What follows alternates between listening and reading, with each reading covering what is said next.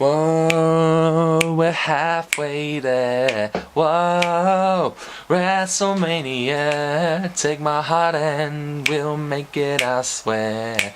Whoa, WrestleMania. WrestleMania. Thank you very much.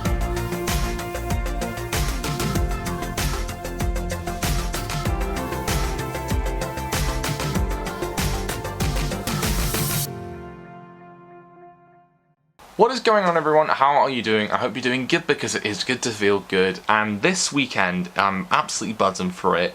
It is WrestleMania this weekend, WrestleMania 39 to be precise, which is taking place this year at SoFi Stadium in Los Angeles. And as much as I wish I was there, I'm not going this year.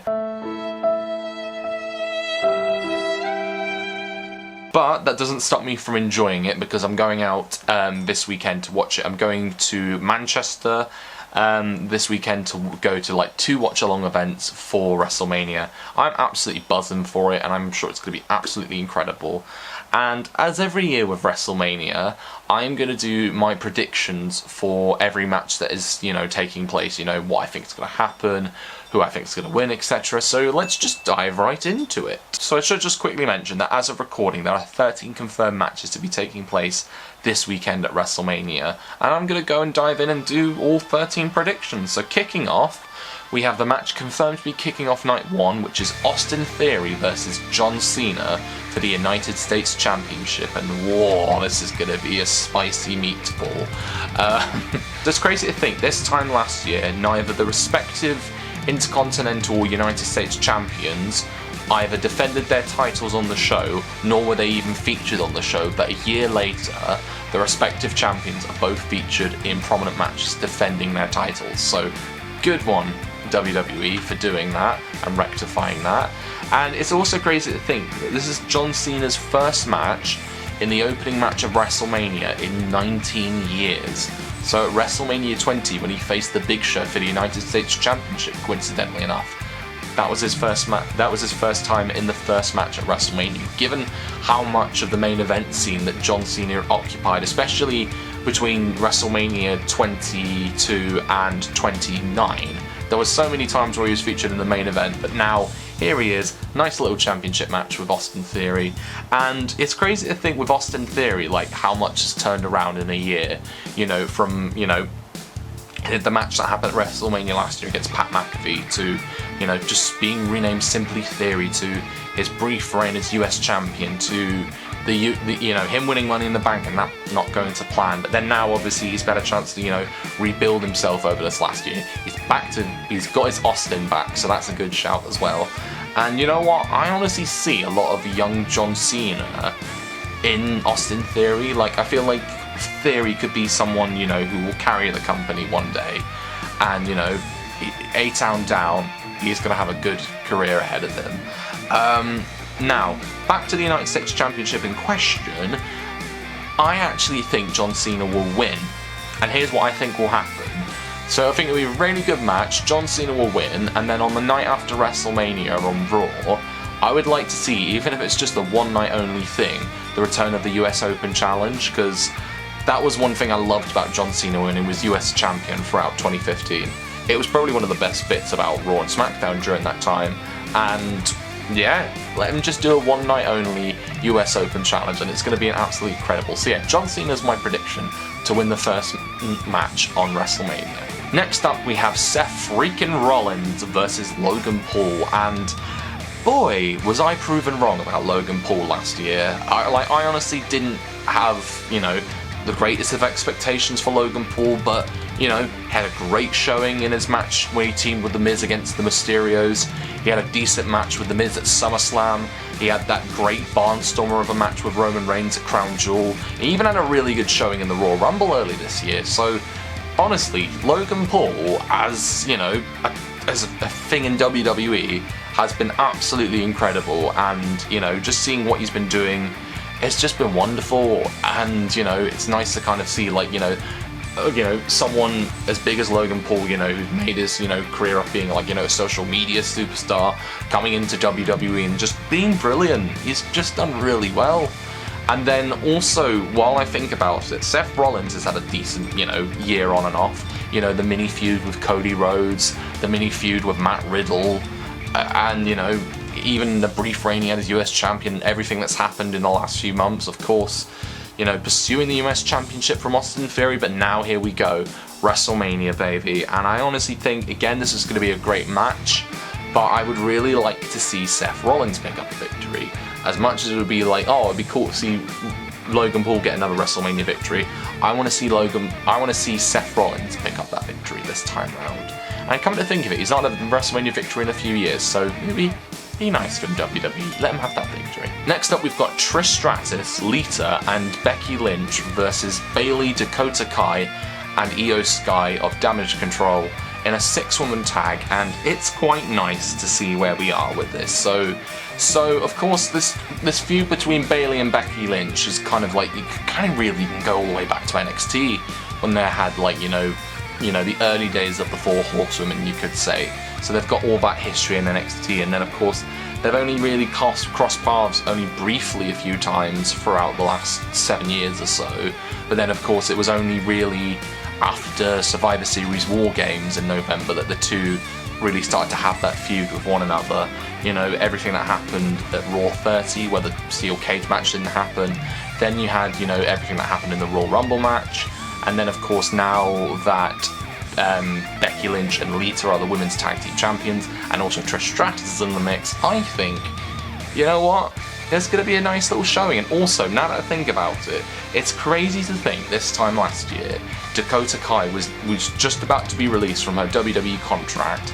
3 months later, she returns at SummerSlam. Then she's featured in a prominent tag team with Io Sky, being women's tag team champions on and off. And then now she's in a match at WrestleMania. So good on Dakota Kai for all this turnaround in the last year. Good on her.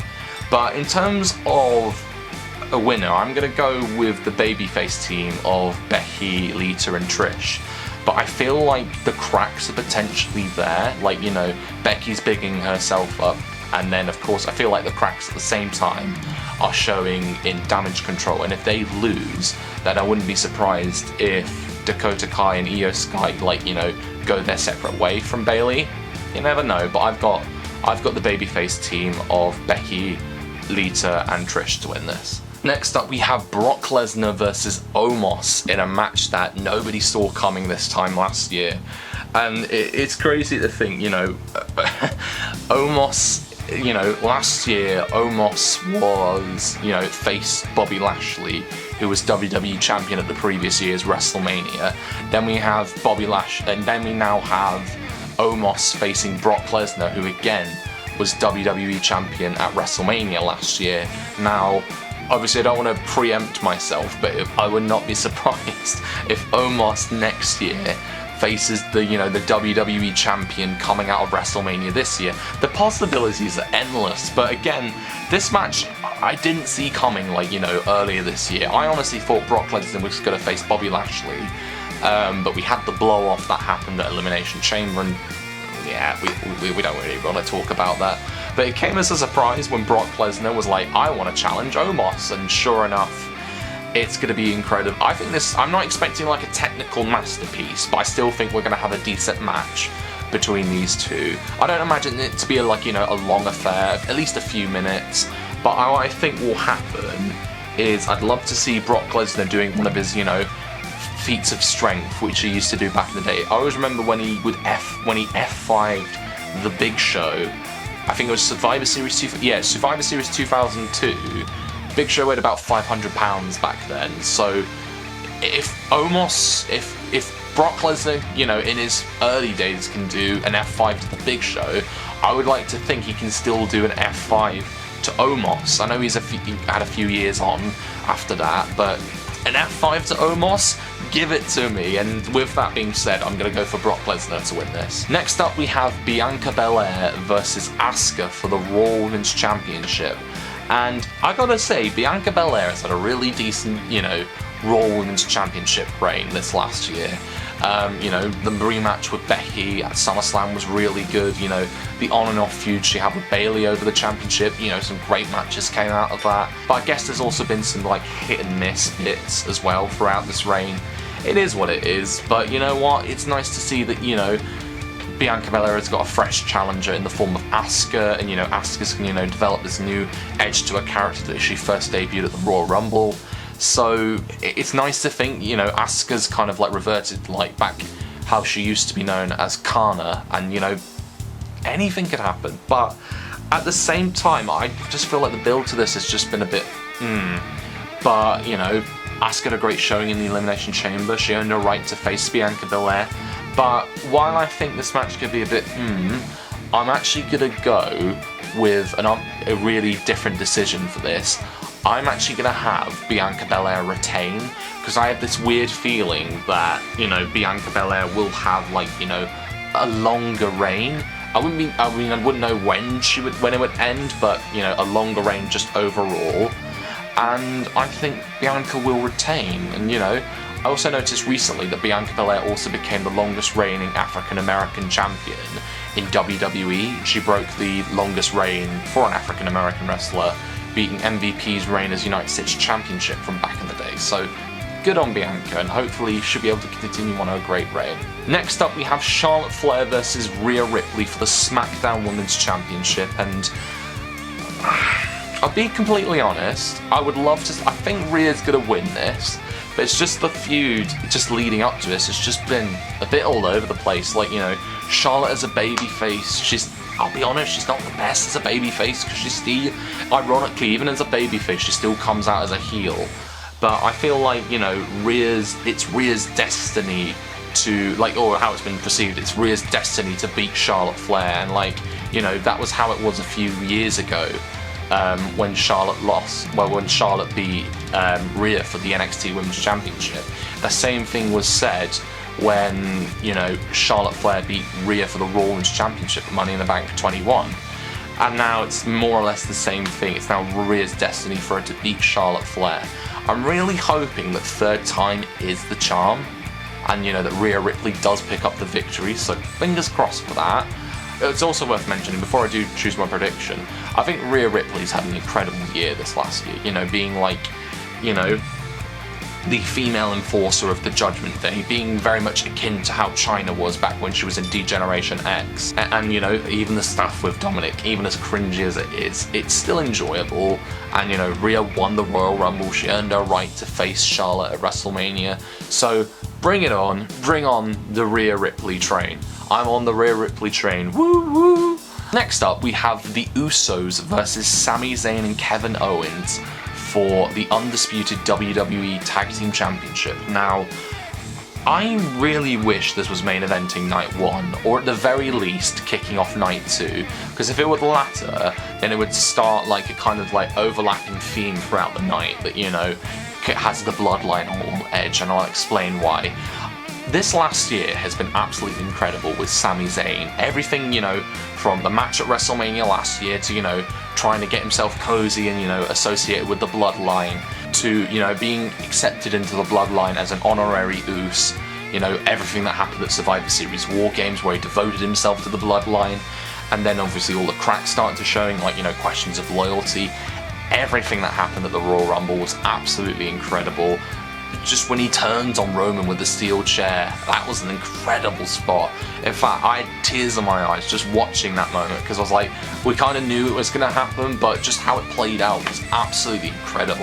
And then, of course, you know, him coming up short at Elimination Chamber, but then at the same time, Jey Uso kind of like being conflicted, you know, whether he wants to side with his brother or side with Sami Zayn. And then, of course, Jey Uso turns on Sami, then eventually Kevin Owens gets involved and, you know, reunites with Sami Zayn. You know, of course, they've got that, you know, best friend, bitter enemies, you know, pact from all these years. And the fact that they're challenging for the Tag Team Championship as well, it's gonna be a wonderful match, regardless. And also, just, it's incredible for the fact that the Usos are now the longest reigning tag team champions in WWE history. At nearly, I think it's over 600 days by this point, they've been the SmackDown Tag Team Champions, in addition to being the Raw Tag Team Champions. they've been really bloody good. And you know what? I feel like if WrestleMania 39 is to be the end of the bloodline as we know it, then I feel like, you know, it's going to start here. The cracks are going to start showing here, and I feel like the cracks will start showing later in the night as well. So by definition, I'm going to pick Kevin Owens and Sami Zayn to win. And I've also clocked on that if Kevin Owens wins, he becomes a Grand Slam champion because he's won the Universal Championship, United States Championship, and Intercontinental Championship. So it'd be nice to see Kevin Owens with that accolade as well, and also the fact that he's not held a title in so long. So come on, guys, do it for, you know, Kevin Owens and Sami Zayn. You gotta go. It's gonna be a great match regardless. Next up, we've got Gunther versus Sheamus versus Drew McIntyre for the Intercontinental Championship. And I was proven so wrong about Gunther in the last year, because when obviously they announced his name change and him coming up to the main roster, I thought to myself, he's going to get jobbed out, isn't he? Like, you know, he's going to have a decent run to begin with, but then he's just going to get lost in the shuffle. But fortunately, you know, things didn't play out that way. He won the Intercontinental Championship. He's been putting on banging matches when, you know, bringing prestige back to the Intercontinental Championship. And I feel like, you know, the matches he's had have been absolutely incredible, especially with Sheamus at Clash of the Castle last year in Cardiff. That was a great match. But I think, personally, that as much as I would like to see, you know, either Sheamus or Drew win the championship, I actually don't think they're going to be successful, because here's what I think will happen. I want Gunther to be the one that breaks the Honky Tonk Man's record as longest reigning Intercontinental Champion. So by definition, that would mean Gunther would retain. And, you know, it would be a little while down the line before Gunther breaks that record. And, you know, for everything that Gunther has done in the last year, he honestly deserves to break that longest title reign. And, you know, let him have it. Let Gunther have it. So Gunther's my prediction to retain. Next up, we've got the Men's Tag Team Showcase pitting Braun Strowman and Ricochet versus Alpha Academy versus the Street Profits versus the Viking Raiders. And whew, it's nice that we got some more tag team goodness on WrestleMania this year. Like, I feel like, you know, each year at WrestleMania, you know, you'll have some cases you'll have some great tag team matches. Sometimes you'll have tag team matches that are just terrible, and then some of that are quite hit and miss. Last year's three-way tag for the Raw Tag Team Championship, RK Bro, Street Profits, Alpha Academy, that was brilliant, that was. And, you know, it was a great way to kick off night 2 of WrestleMania last year. And I feel like, you know, we could have another great tag team showcase with these guys in it. But I honestly think, just looking at each team, I feel like with Alpha Academy, I reckon they're going to go their separate ways because of everything that's happening with Otis, especially trying to be recruited by the Maximum Male models. I think that's going to happen and lead to a blow-off between him and Chad Gable. I feel like the Street Profits could potentially go their separate ways, especially after Montez Ford's performance in the Elimination Chamber. That was brilliant. You know, not like break up and, you know, have a feud with each other, but just, you know, naturally just go their separate ways. But then the Viking Raiders, I feel like nothing really happening for them. I can't really comment on that. But anyway, what I do think will happen is that Braun Strowman and Ricochet will win, because they're being presented as, you know, a tag team, you know, in the last few months. They've actually had some pretty decent showings. They've had a tag team championship match as well to boot. And I think it will be Braun Strowman and Ricochet that will win. Although I will just quickly mention, I can't believe Braun Strowman would turn on Nicholas like that. After everything you went through, Braun, you know, to find a tag team partner, you found something in Nicholas, and, you know, that could have been everything. The world could have been his oyster. But no, he had to go back to school, and you had to drop the tag team championships. Honestly, just... Sorry, I'm just getting carried away there with that, because I feel passionate about Nicholas. Justice for Nicholas. In fact, when he's 18 years old, they need to follow this up. They need that long-term booking.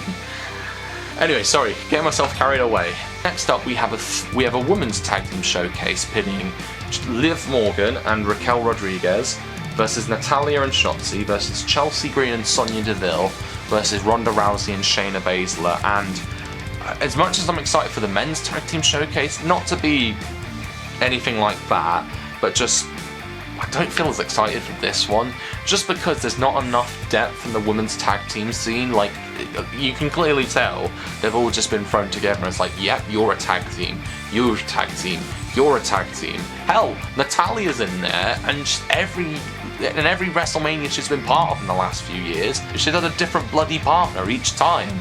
And it's just like, and ironically, Shayna Baszler was her tag team partner last year.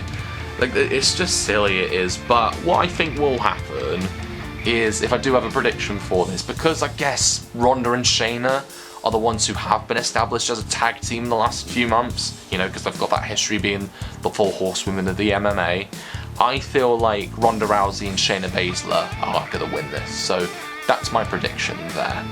Next up, we have Rey Mysterio versus Dominik Mysterio. And this match has come about, and it's come about so bizarrely, because the long-term booking for this match has come about because back in the day, when Rey Mysterio got his copy of WWE 13, he threatened to beat up his kids. And I feel like Dominik turning on Rey back at Clash at the Castle was purely justified because of that. But do you know what? Dominik being part of the Judgment Day has been alright. It's not been the best, and yeah, there have been some cringy moments. You know, Rhea Ripley is his mummy, and you know, he ended up in prison at one point, and just like being an ex-convict. It's just, there have been some silly stuff, but I feel like it's in that category of so bad that it's good. So it's nice to see that, you know, these things are happening. And also, it's also really nice to see Rey Mysterio go into the WWE Hall of Fame. You know, after all the amazing memories that he's made over the years, he fully deserves to go in. And I just hope that it doesn't mean that Dominik interrupts the ceremony and, you know, beats him up or something. But just leave that till WrestleMania. But I do love the story beats of Dominik proclaiming that he wishes Eddie was his father, as in Eddie Guerrero. Which, technically speaking, from a matter of speaking, that is true, because in storyline, it was previously established that Eddie Guerrero was Dominik's biological father. And of course, I'm old enough to remember the custody of Dominik ladder match that took place at SummerSlam in 2005, which Rey Mysterio, of course, won. You know, anything could happen.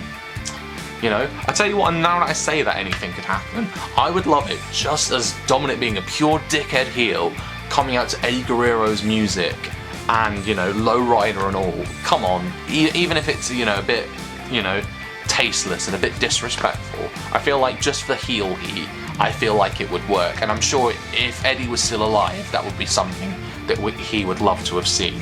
But going back to this, I feel like, you know, Rey will get the better of Dominik in this match, so I'm going with Rey Mysterio as my prediction. Next up, we have Edge versus Finn Bálor, the Demon Finn Bálor for that matter, inside a Hell in a Cell match. Sorry, Hell in a Cell! Sorry, I've got to channel my inner Vince for that.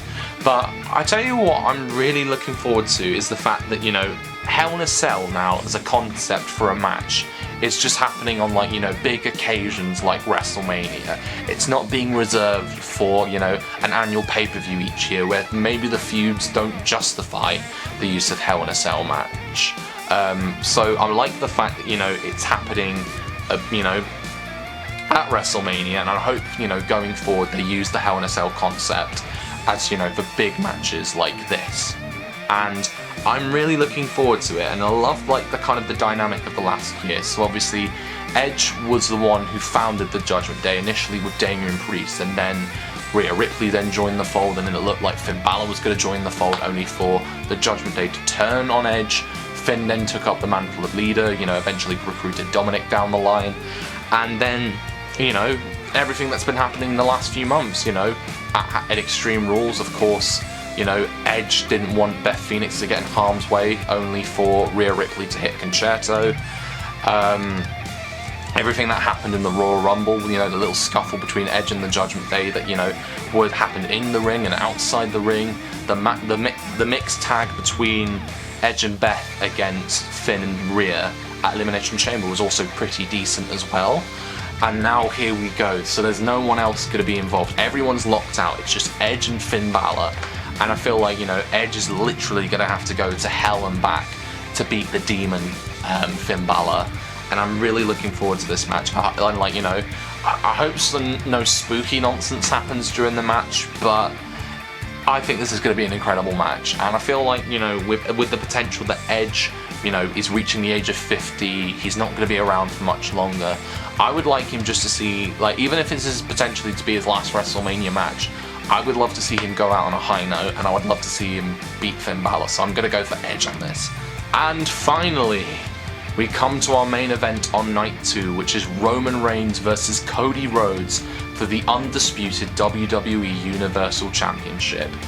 This match I have been looking forward to since Cody Rhodes came back last year, and the fact that Cody Rhodes in the last 7 years has just had an incredible journey.